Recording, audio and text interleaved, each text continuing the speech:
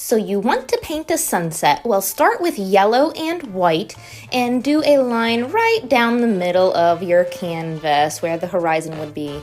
Do that a couple times so it gets a little thicker, and without washing your brush, I'm a little rebel, do some orange moving up the canvas.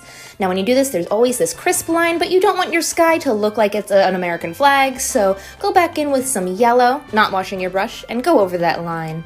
It will disappear and blend into the sky. Look how pretty. Then I'm still not washing my brush. I'm taking some pink and moving up the canvas. Make sure to blend a little bit. Pink and orange and sunsets always really go together. Go back with some orange and blend, blend, blend. Then I'm going in with purple. Still not washing my brush. And it's also helpful to do this while the paint is still wet because that will also help it blend. I went back in with a little bit more pink and orange to blend that purple. I was feeling some navy, so navy and baby blue at the very top, because as the sun sets, the sky does get like a darker blue at the top. Don't forget to blend. There's a sunset.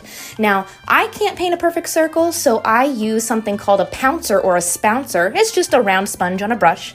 And I make an omelet sun, I call it, because I use bright yellow, a golden yellow, and white. Look at that, it is beautiful.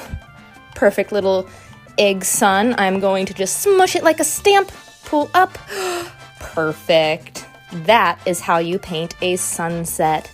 Now let's make it interesting. I'm going in with a bigger mop brush and my green, blue, and bright blue all the way down. Let's turn this into a lake scene, just like that. I'm taking a little bit of white. You don't want to forget a little bit of a reflection from the sun and the sky.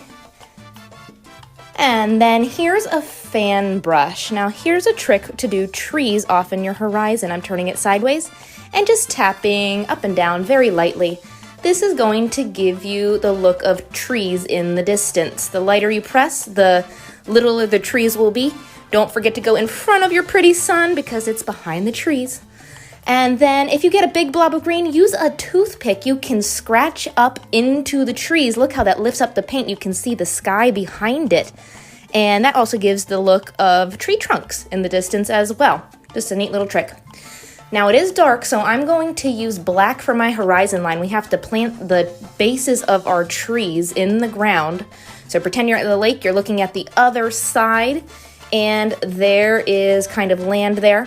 I'm going back in with some of my blue from the water to blend that in a little bit. Just back and forth. And then last touch, you do want a reflection from the sun, so I'm using an actual paintbrush, not a makeup brush. Just a small round with some of the yellow from my sun, doing a couple horizontal lines in the water underneath. And there you go. There is a very beginner sunset. I actually teach this one quite often in my classes. I have different variations. Like, for example, here's one with birds and grass and wildflowers. And every time I do them, they turn out a little bit different. See, here's another variation. I call them all sister paintings because each time I do the class, I get a different painting and no two are exactly the same. Let me know what else you want to learn how to paint.